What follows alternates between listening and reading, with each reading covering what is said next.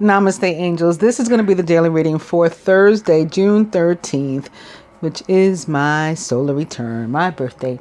And a very special day for many other reasons that I went over in the general reading. It's the anniversary of the death of Clarence 13X, the founder of the Nation of Gods and Earths, the 5% Nation. Those of you who are familiar with like Wu-Tang Clan, for example, and I guess probably my generation, there were a lot more groups that outwardly, very publicly identified as being members of the 5% Nation. That's the only one I can think of off the top of my head, but there are definitely still others too, to this day. And of course, the father of the 5% Nation, the Nation of Gods and Earths, also therefore and thereby the inventor of the supreme alphabet, supreme mathematics. He died on that day, same location where I was born, same time of day, all of that. Very, very interesting. Not unlike, completely at least, not completely unlike, the birthday of, as opposed to anniversary of death, the birthday of Tupac Shakur, which is not on the same day, but it's 3 days later in the same place.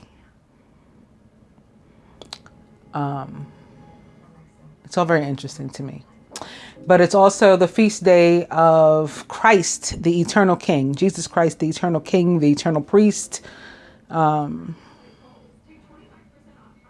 solemnity of Mary, also Our Lady of Fatima, and of course the celebration of the goddess of Mother Isis. What else? This is all off the top of my head, so bear with me. I realize I'm going a little bit slow here. That may be it. I feel kind of like it's not, but that may be it. In any case, like I said, it's a busy, busy day. St. Anthony, the feast day of St. Anthony. That's another one.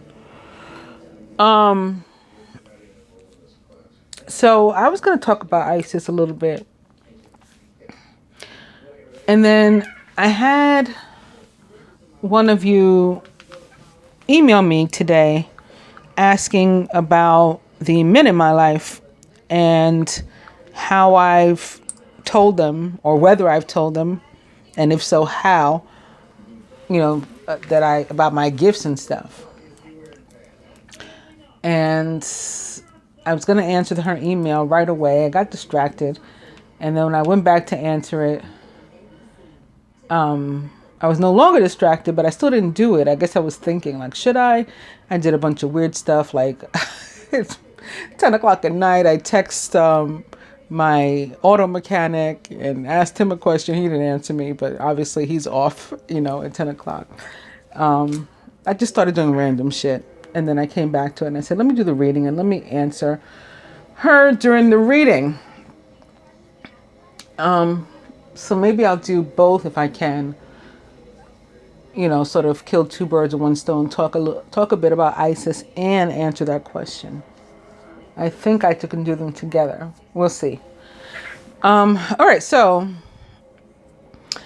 I've had this conversation or this experience, or both, with a few people, a few of the men that are or have been in my life over this period of since I've really, really been awakened. Like I've been weird for a long time, possibly my whole life, and I've been weirder for at least a decade, at least.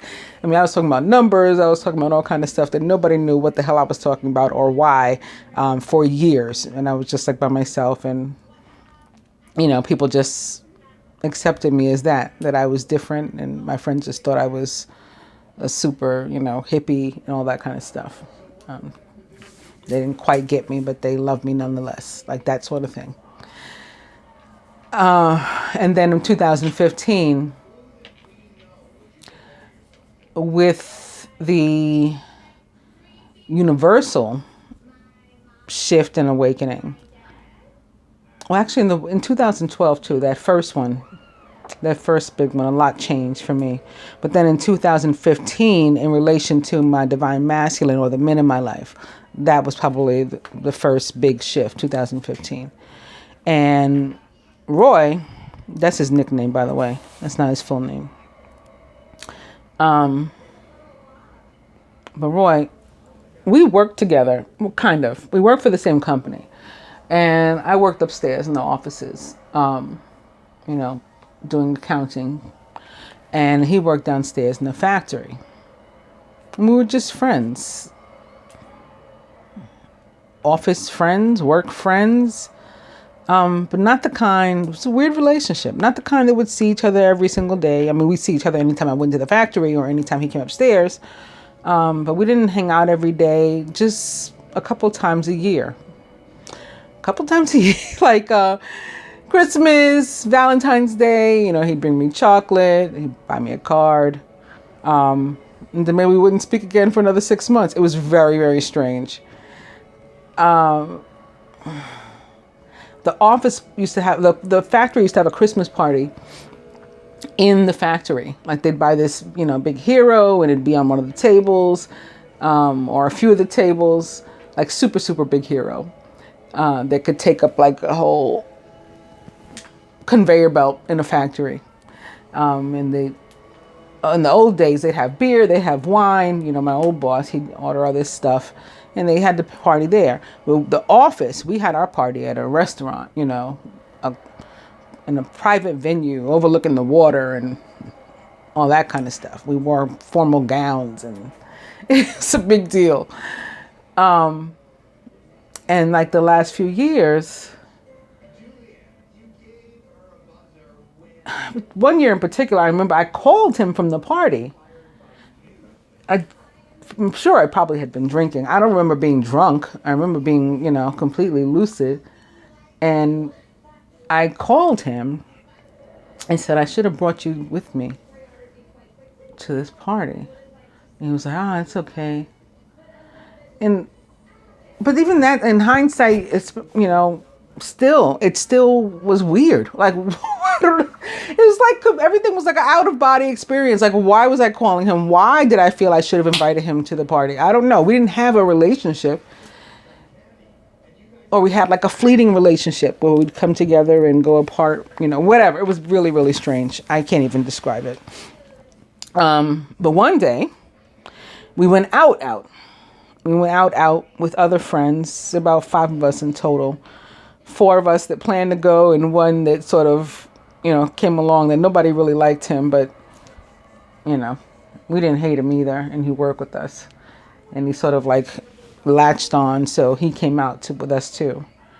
And that was the night that we decided that we were interested in each other. Like, for real. And from there, really decided to make a go of it. But yeah, but before that, it was just like Christmas, Valentine's Day, 420.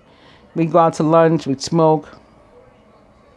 Really real relationship. And as far as talking to him about this sort of thing, it was only after we decided to, like I said, give it a go, that I guess we were both sort of questioning, like, what the hell are we doing? Like, how did we even get here?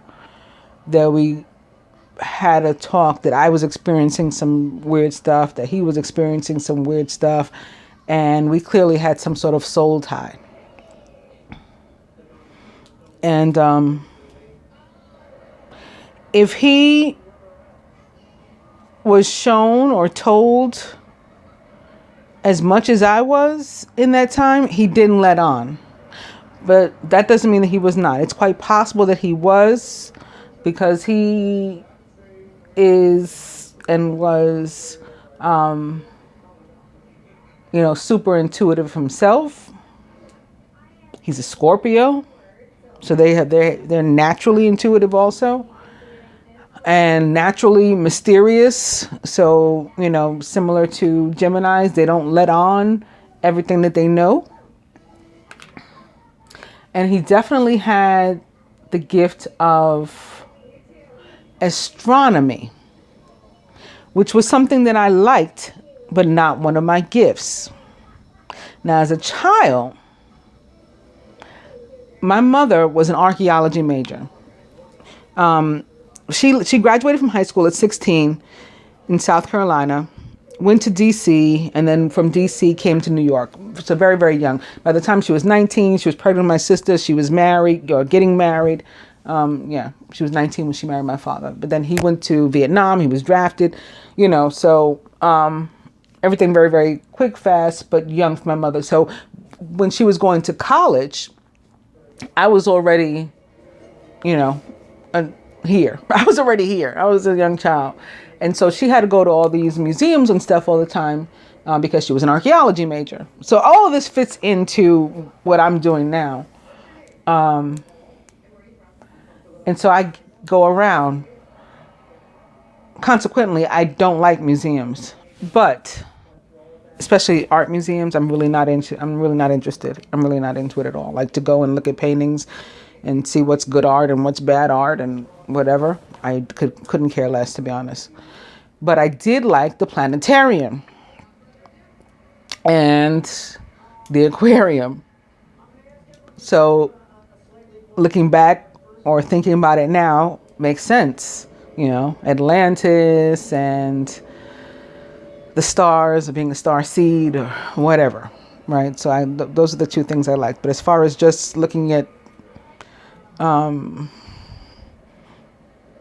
other museum finds, not really so interested.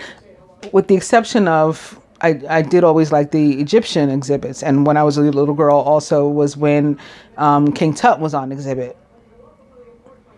May have been when he was discovered. I don't remember if that's why it was on exhibit then, but there was a huge King Tut exhibit when I was little. And I did like that sort of thing too. Probably, past life stuff also. But that was the extent of and I was a science major, and you have to learn other sciences when you're a science major. So, or you have to learn a little bit of all kinds of science, when you're a science major. But that was the extent of my science and my astronomy. But he knows like the constellations and stuff like that. And where he lived in Queens, like where I live, you can't see shit. There's 80-story buildings. There's one right across the street from me that blocked my view when it went up. I used to have a direct, face the Twin Towers, have a direct view of that before they collapsed and this building went up. But where he lived, the sky was always open. And so he'd show me, that's the Big Dipper, that's the this, that's the that. And so when I first started doing these videos, I started talking about all this astronomy stuff. That was his gift. And I was aware of that. I was aware that the universe was allowing me to use his gift for the videos. That it wasn't mine. And that's even sort of difficult to explain. But it was like on loan to me. And also, I don't remember us ever talking about it. But I was also always aware that he has, as do many of the masculine, like this gift of remote viewing, where they can sometimes see what you're doing, even though they're not there. And I guess because I do have a gift of clear cognizance myself, I guess that's how I came to know that. Like I could see him seeing me, if that makes any sense. And I can see the divine masculine in general seeing us. And so that was one of the things I started talking about back in the days. Like, oh yeah, the divine masculine, he can see this, he can see that,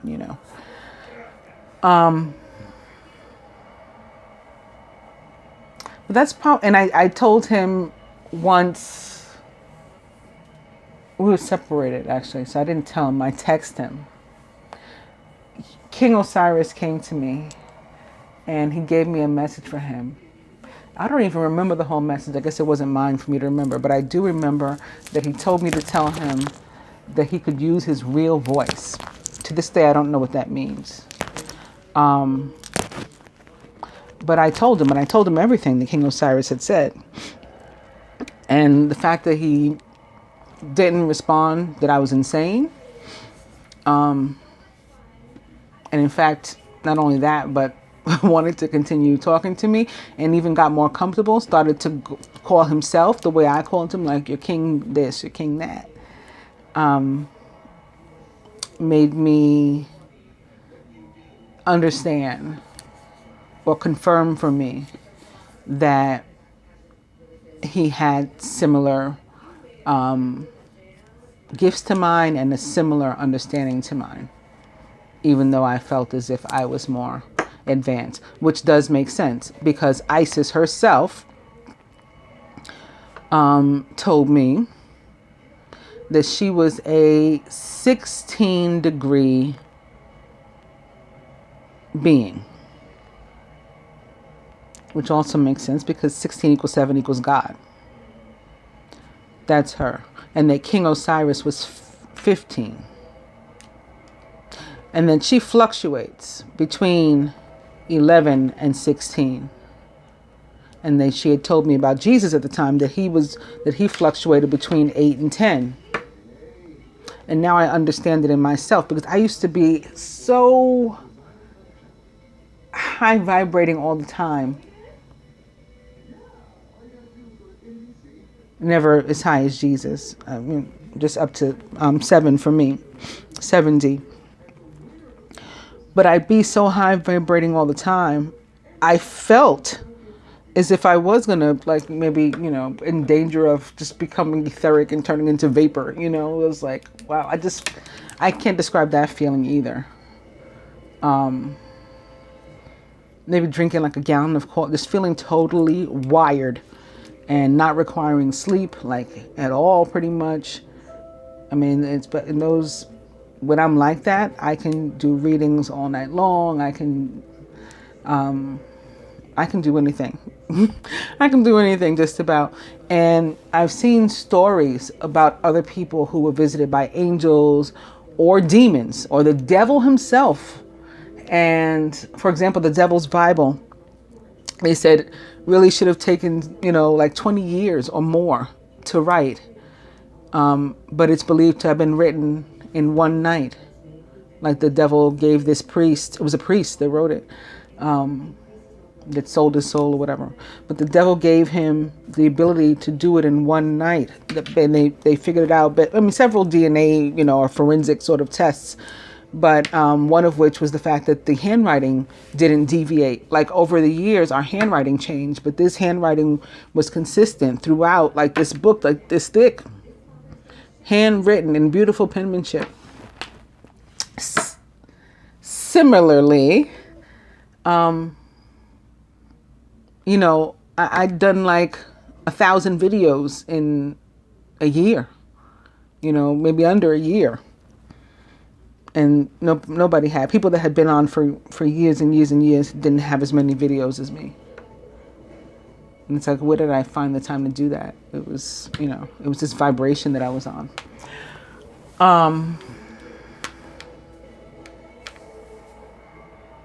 So that was Roy. And how I told him. I never really told him. We just sort of had an understanding.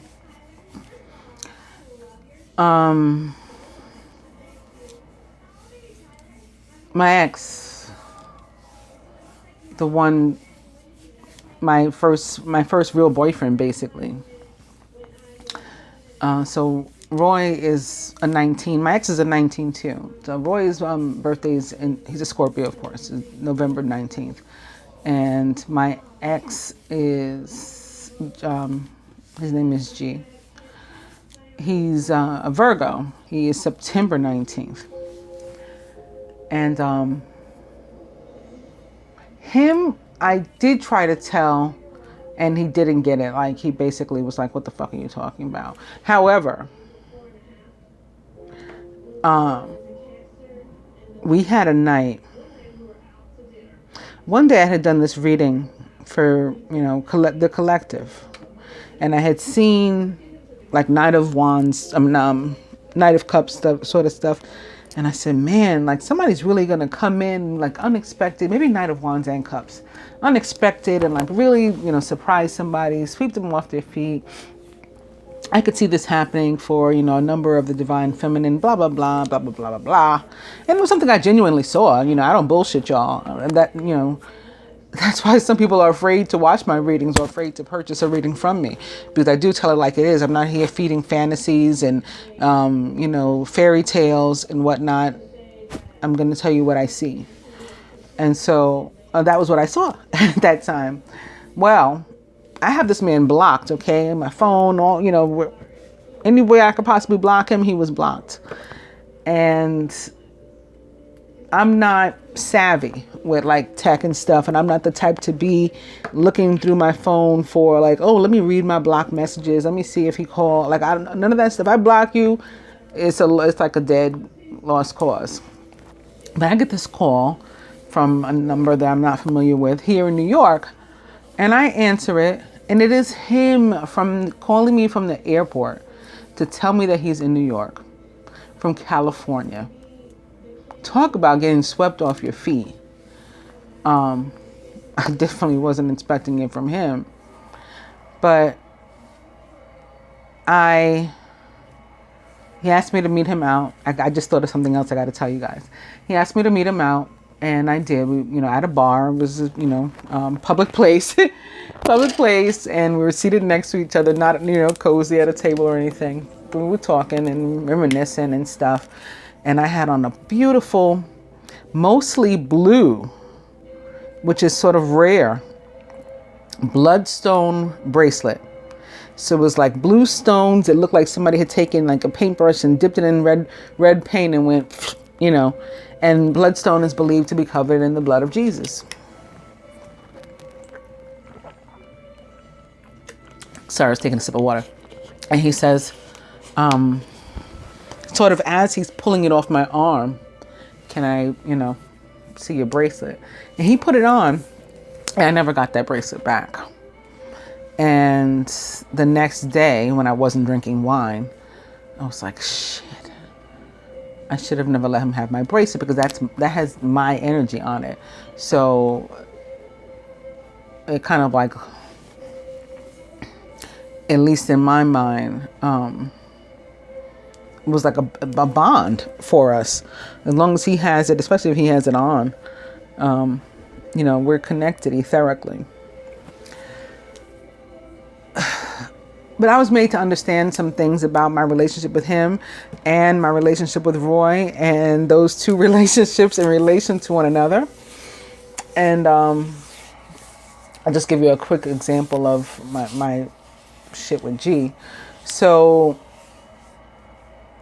the clairaudience gift, before I knew that it was a clairaudience gift, I always had that with G. And one of Rihanna's first songs, so this is going back, Umbrella, I made his ringtone on my phone. So we're talking a decade ago. Maybe more. I don't know when the song came out, but it's an oldie. I made that his ringtone, and I'd hear it, and he'd call. I mean, instant manifestation. I could just hear like the bass drop, the first, bit of it begin to come on the radio, and there's like a snare drum. That's the first like beat, and my phone would ring. And it started to make me, especially after I became involved with Roy, it would make me like anxious. Like, no, leave me alone. That's why I had him blocked and stuff. And so one day, one day, I'll narrow it down to that. I used to go and get these shots. I needed B12 shots, and at the time, my doctor was in Brooklyn, and I had to go this route that basically led me to Avenue R, followed by an avenue that was the same as Roy's last name. So it was like his first initial and his last name back to back. It was on my route, and then I would make a turn and go down, another couple blocks to the doctor.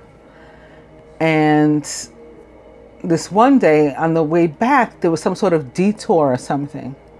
And so I had to take an expressway. And I'm on this expressway that's unfamiliar for me. So I put on I've been on it before, but never from this doctor's office in Brooklyn. I live in Manhattan. So I put on my GPS just to make sure that I was going the right way. I was, but I put it on. Umbrella comes on and I'm like, oh fuck, no. And I started to turn it off. And my radio is fighting with me. And static is coming through, the song's trying to fight to come through. I'm trying to turn off the radio, it's coming back on, or I'm changing the station, it's fighting to come on. And I'm like, oh my God, no. And I finally hit the button and got the radio to turn off and stay off. And my GPS went crazy. It was like he was trying to come through that. His energy is super strong. He was trying to come through my phone. And it started saying, make a right, make a left. And I'm on the fucking highway. And I was like, oh my God, his energy is trying to kill me. And I'm fighting with my GPS, fighting with my car. And finally I get to off the expressway, or we come out of the tunnel or the underpass, and we're at a regular light, and I get to stop or something or whatever. And we stop and I look up and I'm at Avenue R. Again, it was another, not the same location, not the same cross street, but I was at that Roy block again. And I looked and I smiled and I'm like, okay, he's Roy saved me from that mess. And I'm back on track, and this is where I'm supposed to be. And, and he is the one that I'm supposed to be with and stuff. And, my ex is just, even his energy is controlling. And so I never was able to have a genuine conversation about this stuff with, but every time I would hear the song, if he didn't call, I would call him, and there'd be something. Once I called him and his car had just been vandalized, but I heard the song, so I was like, I called him, are you all right? Whatever. Once I was hearing it, I was fighting calling him, and I went like this a couple days. I just felt really, really, I began to feel sick, doubled over, and I'm really sick. I knew it was still connected to him. And so I called a mutual friend, and his father had died. I mean, we just have a really tight connection. So that he does know about and doesn't seem to think is weird. But when I would talk to him about this stuff, twin flame type stuff, he didn't get it. He didn't get it at all, or he wasn't interested in trying to get it.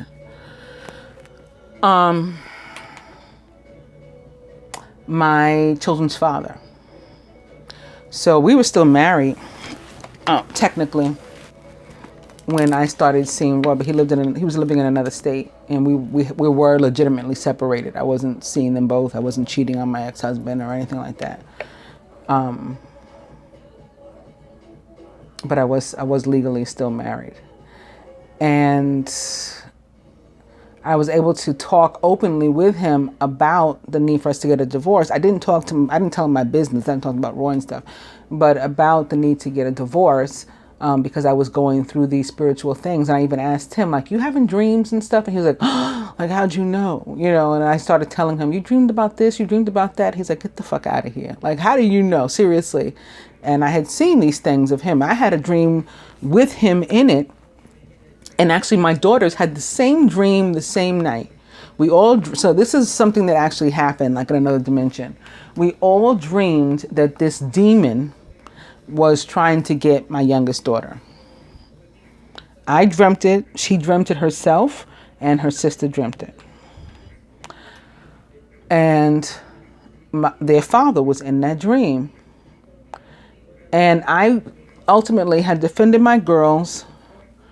And I said, you can't, harm us anyway.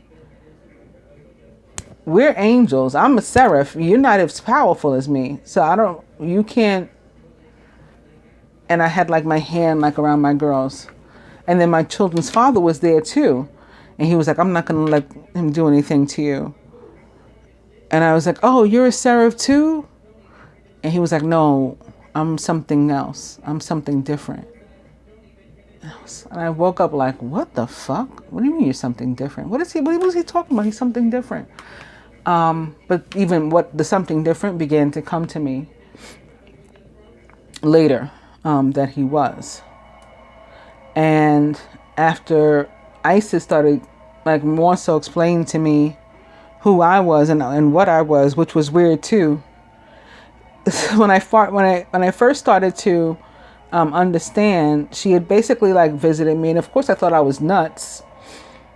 And she sent me to this website that I think I saved like in bookmarks, because I don't know what the fuck that website was or how to ever get back to it. But every now and then there's something that I hit in my phone and this website opens. This ISIS website. Strangest fucking shit ever. I still have, to this day, have no idea what it is I touch that makes this thing pop up. But every now and then it happens. But anyway, it had happened this day.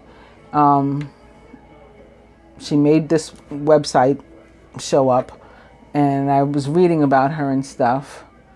And I felt that, she had told me about my connection, to say the least, to her. And I was telling this girl that I had met on this journey. She lives in California, a Mexican girl. We have never met in person, but we had met in some group or something, and became friendly. I haven't spoken to her in forever, but at the time we used to speak pretty regularly. And so I was talking to her and I was telling her, yeah, so ISIS came and this happened and that happened. Like, but how you talk to your friends. Like, you think I'm crazy? Oh, no. Like, I believe you, this happened. I'm like, yeah. And I'm like, all right, let me go. I forgot what I had to do. Maybe go get my nails done or whatever. I'll call you back, girl. Okay. And I leave. And one of the things I do while I'm out is I check my mail. So in my mail, there's like, like a manila envelope, like a brown padded envelope. Is one of the things. No return address, nothing that I recall. I'm pretty sure no return address. And I'm like, okay, what's this? I get upstairs and I start opening my mail. And in this package that I don't know from where it came is a book now about ISIS. Like, she sent me a book about herself, or had me sent a book that I don't know from where it came.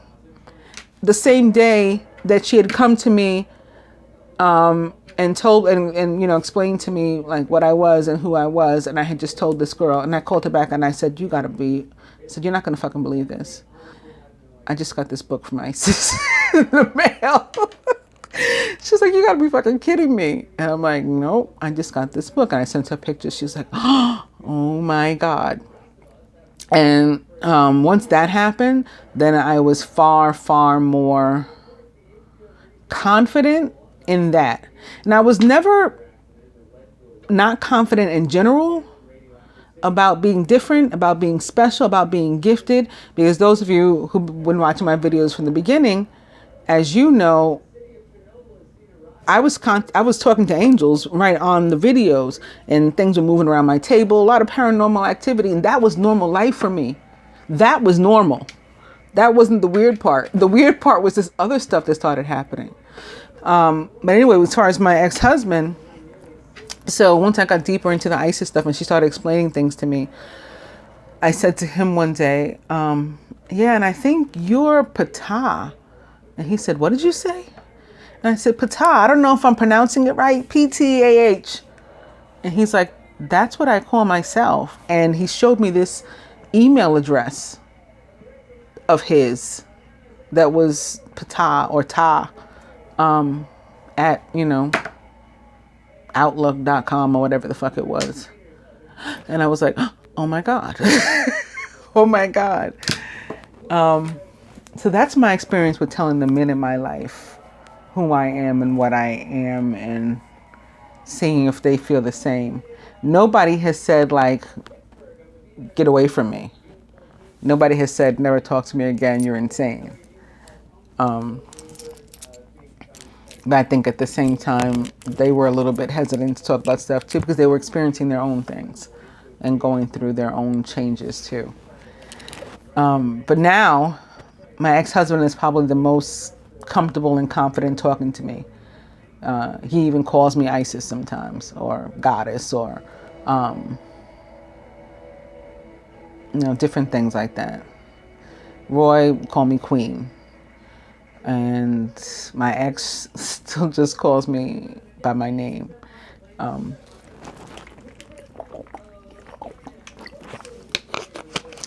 So he's the holdout. He's the one that's kind of fighting it. All right. On that note,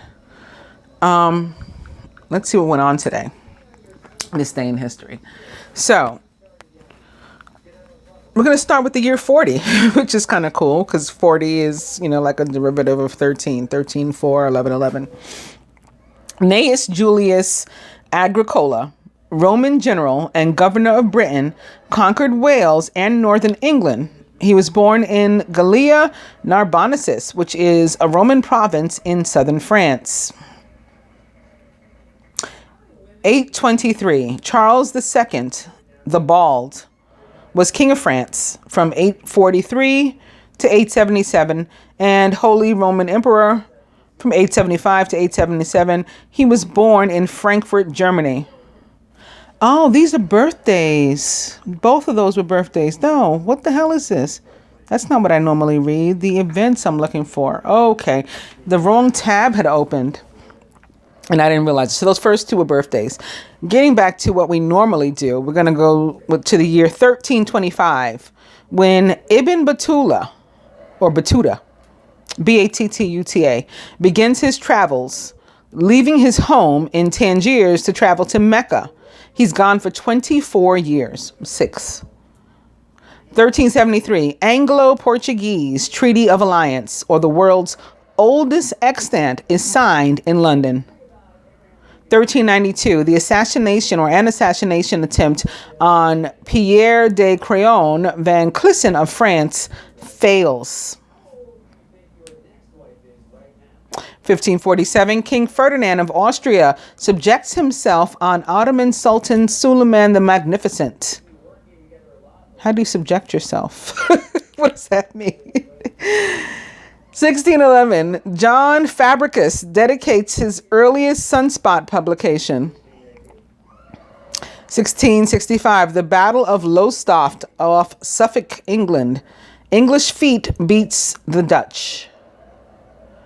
1707, Hungary declares itself independent under Ferenc Rákóczi II, aka Francis II.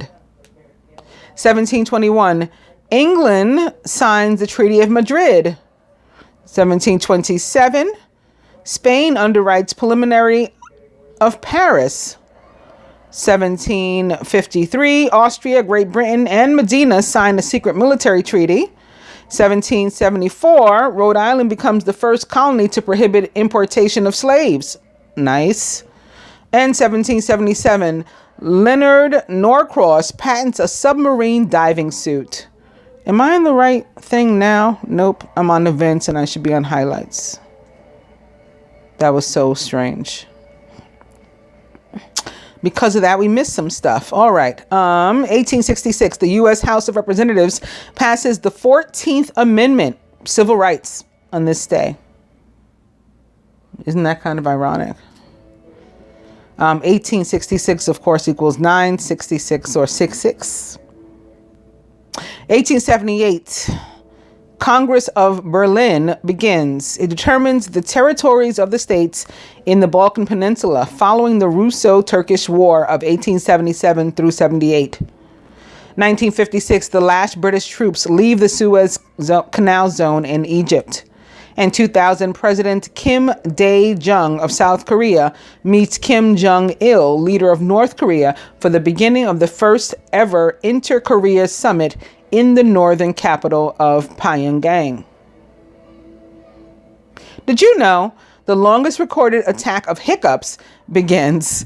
Charlie Osborne gets the hiccups and continues for 68 years. He dies 11 months after it stops on June 13th in 1922. Wow. Imagine hiccuping for 68 years. You'd want to die probably after all that. For famous birthdays, Basil Rathbone, Paavo Nurmi, Red Grange, John Nash, Tim Allen, and Ashley Olsen. I never understand why they say it's Ashley Olsen's birthday and not her sister's when they're twins. I don't get it. Would you believe floods in Bilsey, Georgia, killed 12 people and free animals from the city's zoo, including bears and hippos, to roam the city? Happened on June 13th in 2015. Famous weddings, 1525, Martin Luther marries Katharina von Bora against the celibacy rule decreed by the Roman Catholic Church for priests and nuns. Oops. 1625, English King Charles I marries the French princess Henrietta. In 1850, poet Alfred Tennyson, 40, weds Emily Selwood, 36. Famous divorces, 2008, actor Bill Murray, 57, divorces costume designer Jennifer Butler, 42, due to abuse and infidelity after 10 years of marriage. Famous deaths, Jean Eugene Robert Houdin, Geraldine Page, Tim Russert. That one really bothered me when he died during the election season. I know that might sound kind of fucked up, but I was just like, no. I thought it was going to have an effect on Barack's, situation. Anyway, Chuck Noll was the last death.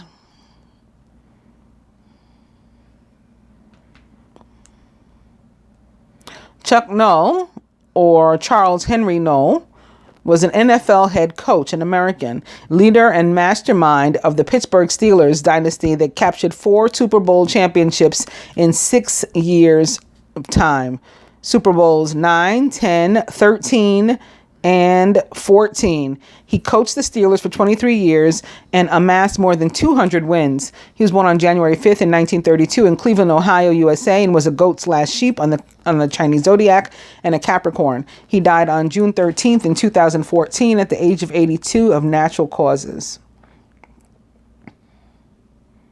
Tim Russert was a television journalist and the longest-serving moderator of NBC's Meet the Press, appearing from 1991 and going on to appear for 16 years. Russert was also a senior vice president at NBC News and chief of its Washington bureau. He was born on May 7th in 1950 in Buffalo, New York, USA, and was a tiger on the Chinese zodiac and a Taurus. He died on June 13th in 2018 at the age of 58, which also equals 13, of a heart attack.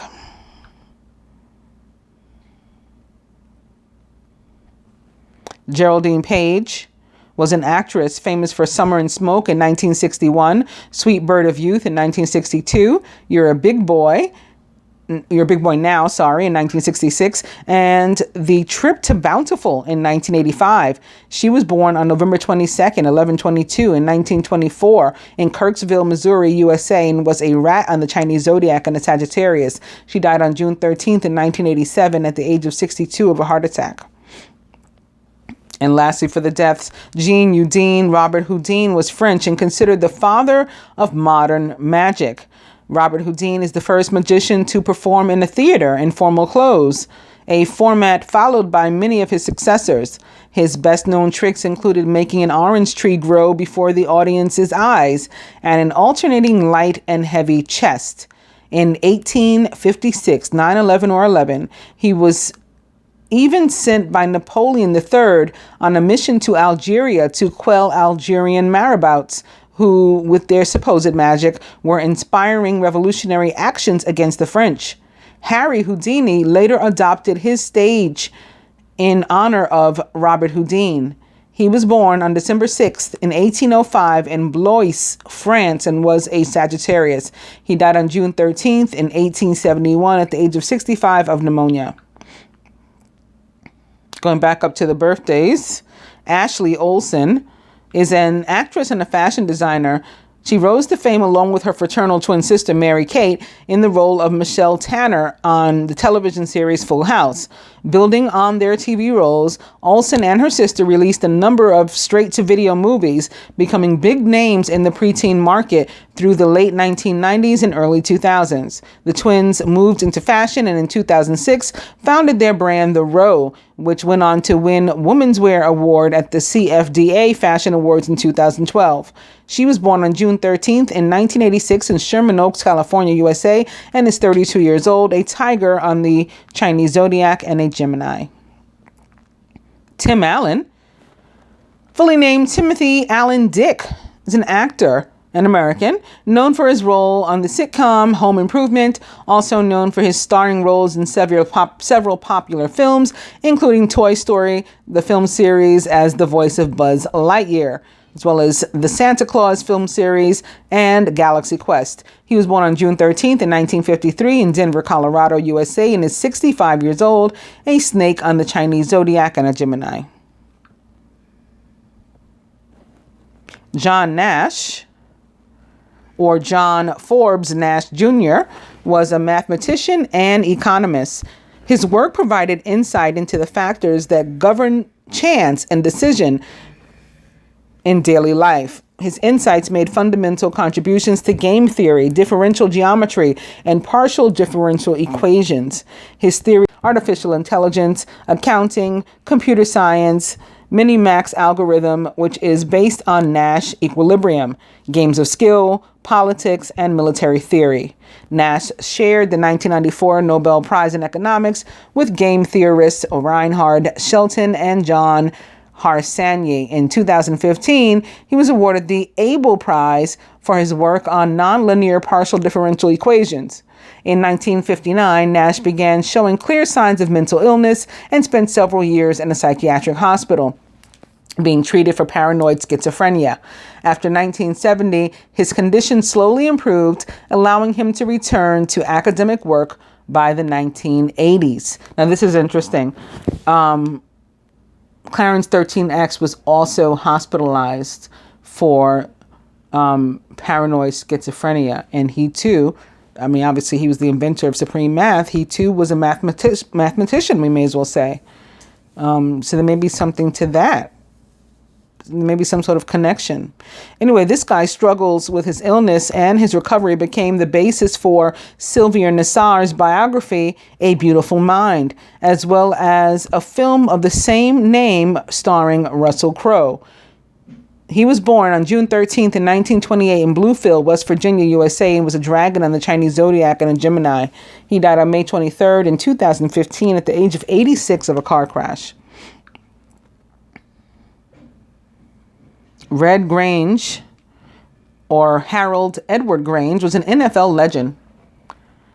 Professional American football halfback for the University of Illinois, the Chicago Bears, and the New York Yankees football, they have in parentheses. His signing with the Bears helped to legitimize the National Football League. He was born on June 13th in 1903 in Forksville, Pennsylvania, USA, and was a Gemini.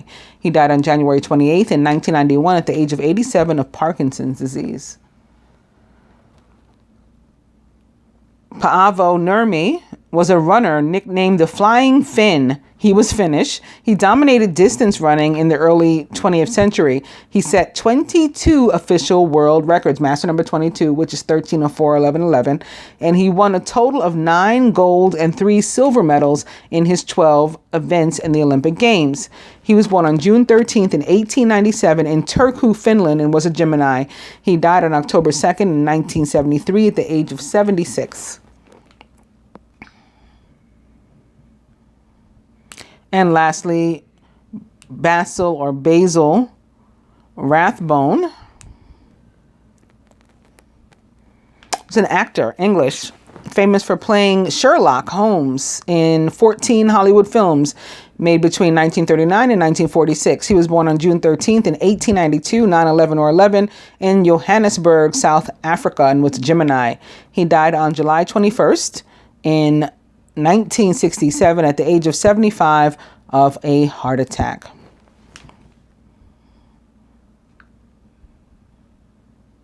And he was the last.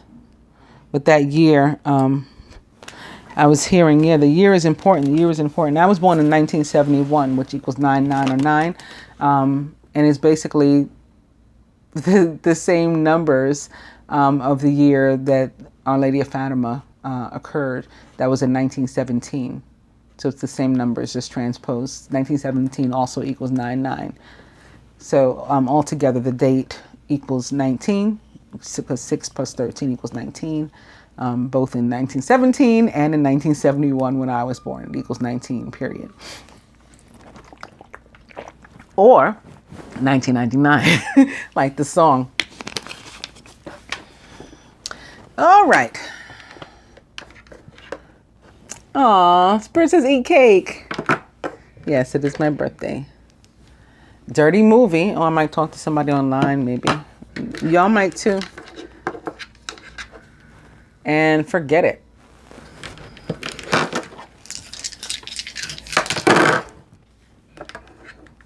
Nice. Spirit says party. Still dirty movie. And yes. Going to the cards. That's also good. We're starting with Major Arcana card 10, the Wheel. Expect a sudden change, positive change in your life. You can now move forward and make great progress. All right, there's a few things here. The High Priestess, that's appropriate. It's a time to pause and to reflect, not to take action. Trust in your spiritual gifts as nothing is hidden from your divine sight. The Prince of Spring, passionate, charismatic, confident, and restless. An opportunity arises that needs your attention right away. Moving quickly is important, yet there's nothing that you can't handle if you follow your inner guidance. Prince of Spring is a Leo, Sagittarius, or Aries, or someone likened to those traits or attributes. And the Six of Autumn, your success and prosperity have allowed you to pay off debts, acquire wise loans, and to receive a grant or scholarship. In return for heaven's blessings, be sure to share the wealth with others through donations of time or money to reputable charities. We talked a lot about that the other day. And opposite the Wheel, this is definitely you coming into some sort of abundance and needing to share it, whether it's energy, time, love, money, combinations of those, all the above. Don't be a cheapskate. Just don't be. Find someone or something to which to give of yourself. The Wheel and the Four of Autumn. Speaking of not being a cheapskate, this card is about that. It's about us basically blocking our own blessings by holding on too tightly to stuff, including money. Be cautious about living a life of extremes or seeing things in black and white terms. Consider, for example, whether you're spending too much versus hoarding your wealth, or giving too much emotionally versus building up walls to keep people out. And the day prior, I'm pretty sure this card shows up for the masculine, and we talked about him wanting to let something go or needing to let something go. The Wheel. And Major Arcana card 5, Unity, or the Hierophant. Embrace this time of spiritual growth, deep spiritual growth. You may feel called to act as a mentor, to find a new teacher, or special time to spend time with others who are also on a sacred path. So that could be, again, another piece of guidance telling you to give of yourself. And the Three of Autumn, which is about abundance that is earned. Your most satisfying and profitable career, I'm going to say relationship too, comes from following your dreams and passions, listening to your heart and doing what brings you joy. Your life purpose is best fulfilled by allowing your true talents and true self to shine forth out into the world. Opposite the Wheel. Again, that's about that abundance being on its way to you, and you've earned it. That's why it's coming.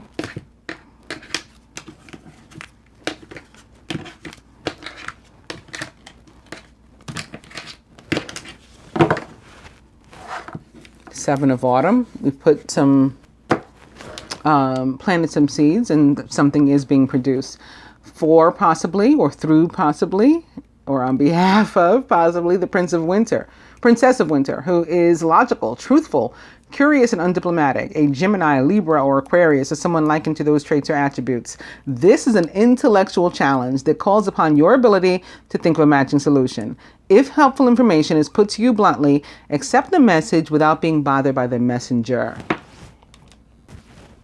Yuck. Overall energy is the Eight of Winter. It's so easy to convince yourself that you're trapped when you really aren't. Trust that God will lift you to new heights and give you a greater sense of self-confidence if you first affirm your freedom.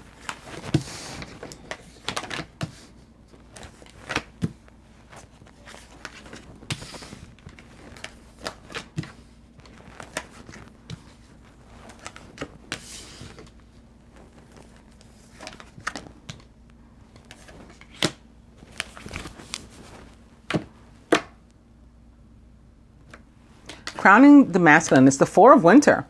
Thoroughly think things through before making a decision. He may still be, thinking about this thing, because the Four of Earth was in the same position the day prior. And again, it was about his need or desire to let something go and move on to something else. And the Four of Winter can be similarly about needing a break from it, at least, like a break from work, a break from your partner, a break from, whatever other bullshit you're going through, something. Thoroughly think things through before making a decision. Continuing to overanalyze isn't going to get you any closer to a resolution, but meditation and prayer will bring you the answer that you seek. And this can also be, for me, about planning a break, planning a vacation or something too. And then like when the Six of Winter comes, or Six of Swords, that's when you're actually getting ready to go. But this is like the planning stage for me. Surrounding the masculine, it's another Four. Wow, all these 13s or 1111s. Structure and organization are important right now. Don't be afraid to take on a leadership role, as you have much wisdom to offer. Major Arcana card 4, the Emperor can represent some sort of authority or father figure. You taking control back of your own life if you had previously relinquished it to someone or something else. It represents the planet Mars for me, ruler of Aries and Scorpio. And actually on this day, the moon is in Scorpio, which is always interesting to me. It's another one of those things that I feel was always hidden in plain sight.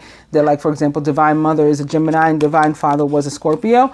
Because I just find that they're always, like, right now the sun is in Gemini.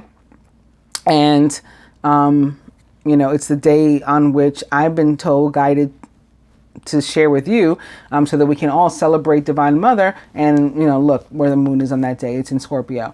The June or Gemini season, or like ending of Taurus season going into June, full moon is always in Scorpio. And, of course, the new moon that follows it is in Gemini. They're always like together, although they're not together on the calendar. It's interesting.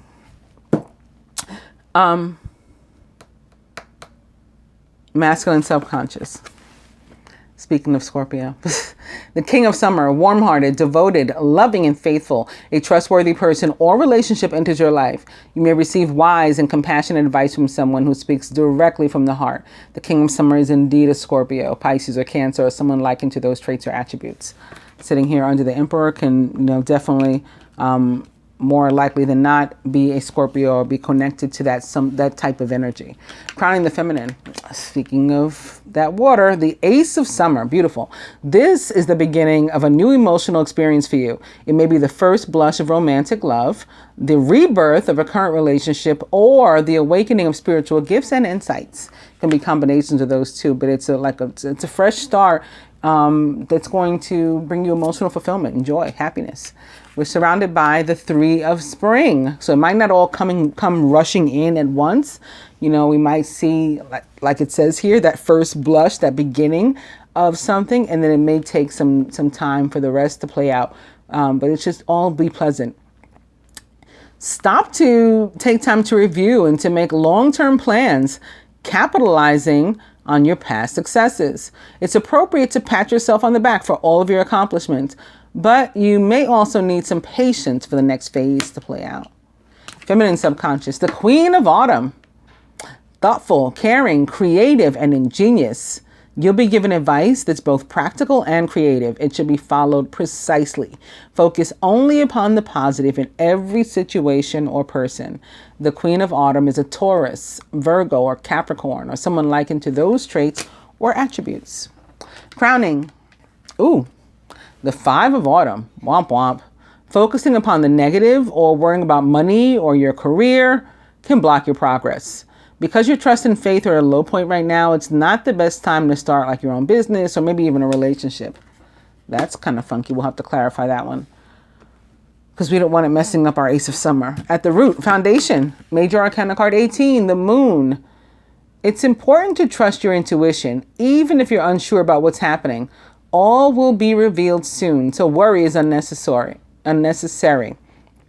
Again, there is at the end of the week or beginning of next week, Sunday the 16th, Tupac's birthday, there is, so 3 days from this day, a full moon in Sagittarius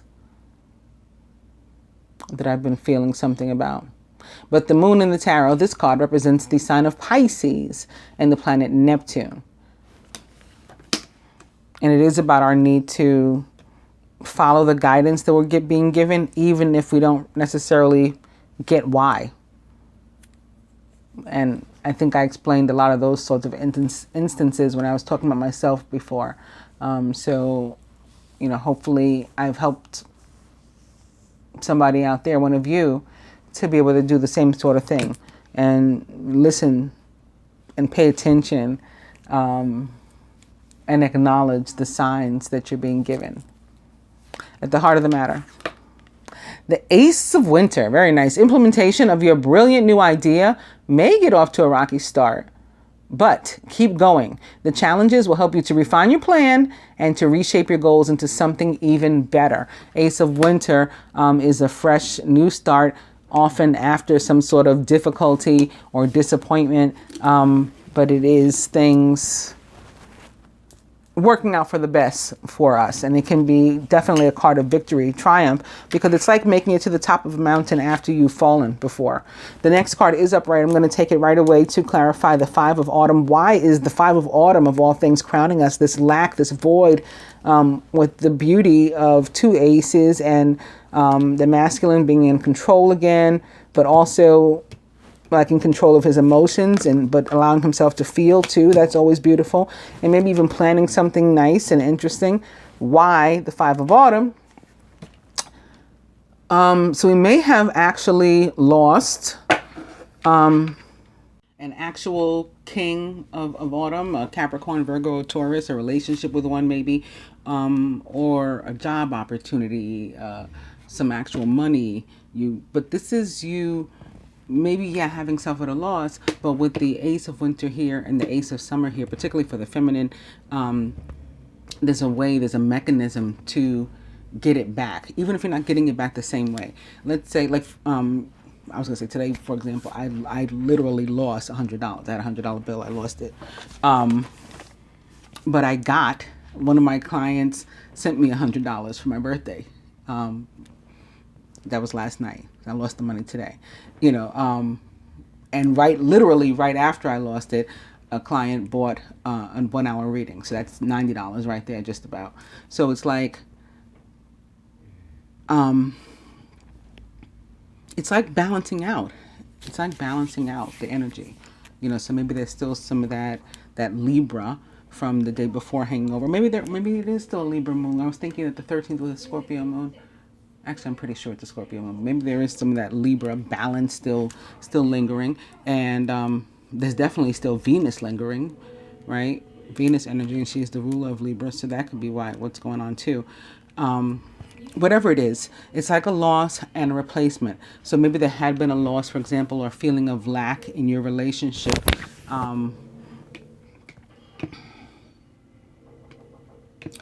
Could have been a loss of a father or a feeling of lack in that area, the relationship with your father. But again, a new opportunity with these two aces here. And as it relates to money and the material, the Queen of Autumn and the King of Autumn showing up here with the Ace of Winter means that there was a difficult time before, and we lost money, we lost material, or somebody tried to take something from us, and so there was some sort of conflict or fight or whatever that we had to put up. But we are victorious here. We are triumphant with the Ace of Winter, Ace of Swords at the heart of the matter. It is a major card of victory, and crossing the Ace of Summer, not only are we triumphant, but we're joyous again too. We're emotionally happy, and maybe something has been initiated for us to be made whole, for us to fully recover, for us to embark upon some new adventure, new path. Maybe we do get a replacement job for the opportunity that we lost. Right here now we got a new job. It's a new job, so it was difficult getting this job. I had to struggle in the meantime while I didn't have income or whatever, but now I got one. I'm emotionally happy. And for my probationary period to be over, maybe I have a 3-month wait or something like that. So I got to be patient for the next phase to play out before I'm a full employee or something like that. But things are going in my favor. It's that sort of thing. We'll look at some more cards to confirm that that's what it is for everybody. So still clarifying the Five of Autumn or Pentacles that we've now clarified with the King of Autumn. And I'm taking to mean that there had been a loss, but there is recovery. Yeah, and maybe the loss had to do with an actual tower for the masculine, maybe with a job. It's crossing the Emperor. That could be like your boss or something. So between the King of Autumn and the Emperor, could be something like a job or something having to do with your home, maybe. Maybe it wasn't an actual loss, but maybe there was feeling, maybe there was conflict. Somebody was messing with you. Buyer, seller, landlord, some sort of bullshit. But again, we're victorious here. Important changes that are, and that it's changing, it's transitioning, because we're leaving that energy of void and lack and moving on to this King of Autumn instead. Important changes are coming into your life. They'll require you to take action. Okay, something occurs that we've got to take action. Don't hesitate to move in new directions that are right for you. So wherever you're guided to do it, which is also what the card here at the foundation says to us. The Moon says it's important to listen to your intuition, even if you don't know what's happening.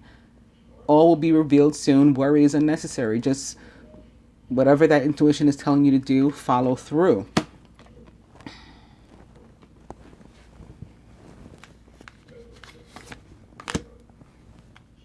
So still clarifying, Five of Autumn, King of Autumn, Tower, life experience, major kind of card. 16, life experience is actually the Tower. That's why I was thinking it could be an actual building, a structure. Yeah, someone trying to take something from you, maybe literally, or literal loss of something like my $100, or this could be us, at risk of stealing our own joy because we're lacking confidence in ourselves, to move forward. Caution, however, will help you to avoid the loss of valuables, including non-material resources such as time or peace of mind. Be aware of the results of your actions, as well as what others might be doing behind your back. Other people might be doing some sneaky bullshit behind your back. That's a possibility too. So just be mindful. And it could be a boss or somebody at work or something here. But you listening to your intuition and following through with the guidance, maybe taking a break, taking a step back from the situation is what's going to help you to prevail. Yeah. All right. And here is restoral. Here is recovery. Here is you feeling financially secure, or you feeling secure as it relates to loved ones surrounding you, loving energy surrounding you, family, close friends. Here is you maybe saving your family's legacy, your parents' legacy, maybe specifically your father, masculine. Recovering some money that was due to you or due to him or due to you from him. He left it to you. He bequeathed it to you. You're his heir. It's been a conflict. People have been trying to get you to not get what's yours. But here's the Ace of Winter. something from the past. So if it's a relationship, it could be a relationship with someone from the past, maybe even a soulmate relationship. Six of Summer or Six of Cups for me is representative of soulmates. So it could be one that at one point was lost or felt as if it lacked. It felt that we felt void in connection, or we were afraid because our previous relationship sucked, so we were at risk of stealing our own opportunity and stealing our joy by ruining this other relationship because we were applying past logic and past experiences to this one. All of these things are possible. Something could be going on involving children, or again, you could be the child and it could be something involving your parent, maybe specifically your father with the Emperor showing up. The love and care of children could become an important part of your life, or people from your childhood may return to it. Old memories can be healed, and possibly old childhood dreams can be revived. So there's that. Oh, and that was the last upright card. So maybe I should stop there, or I can be greedy. We'll look at one more.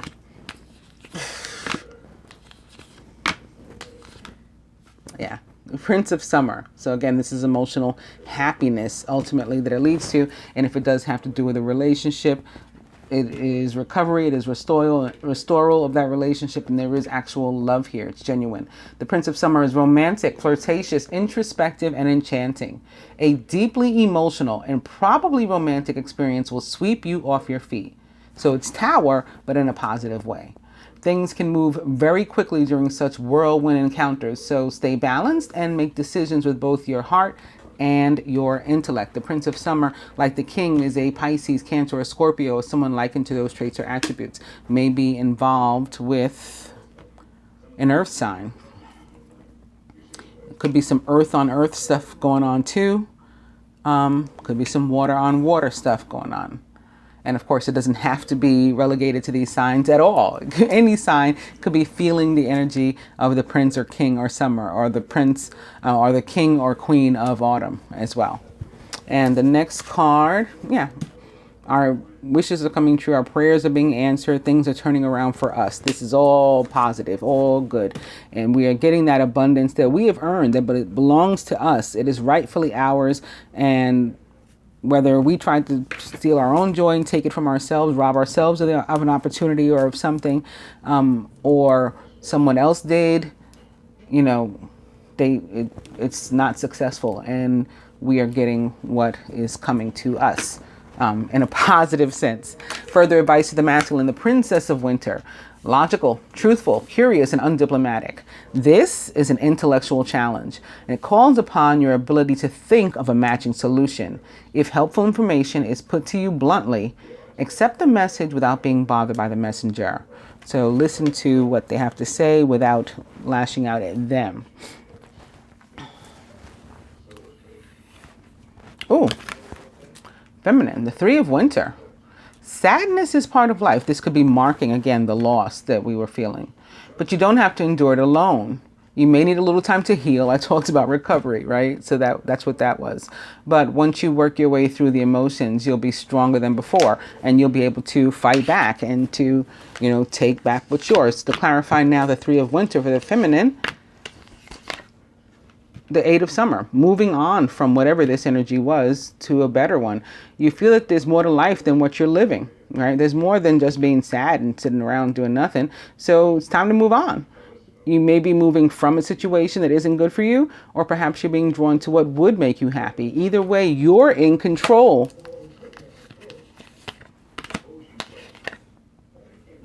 So why worry? Okay, because this makes the potential for all of this to be delayed, to be blocked. The Nine of Winter is a card of, worry, which is unnecessary. Your worries and fears aren't real. They're fueled by focusing on the negative, which gives power to that of which you're afraid. Stop worrying. Let go of fear and everything will be okay. See? Renewal. And renewal or judgment for me is very much like the Three of Autumn, as it relates to that abundance, that it belongs to us, that it's coming to us, that is ours, that we've earned, but stronger because it's major arcana. And as it relates to relationships, coming to that crossroad, deciding where do we go from here, if anywhere. And even if we part ways, it looks like what we're being moved to is still positive for us and good for us. And also, this can be about second time around. as it relates to situations and relationships, as can the Ace of Summer. It can be by reuniting, right? Somebody coming back into your life, maybe from your past, a soulmate relationship coming back into your life. It's time to get clarity about your life purpose and to make changes so that you're on the path most divinely suited to you. Forgive what has been without judgment and fearlessly embrace what's to come.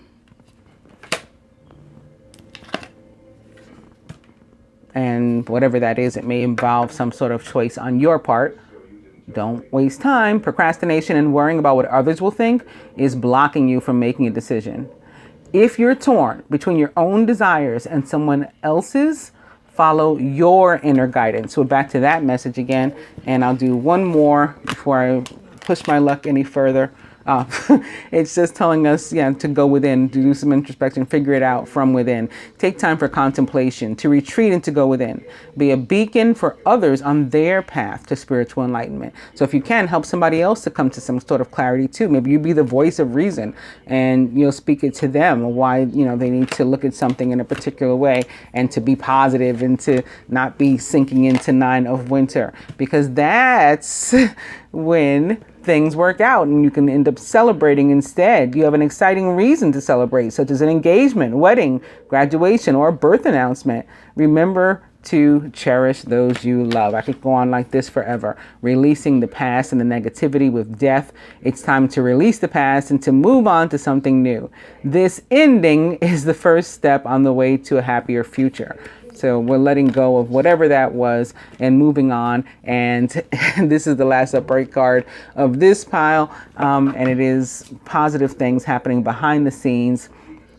The universe working on our behalf, just like all this other karmic energy, all these major arcana cards is the universe working on behalf.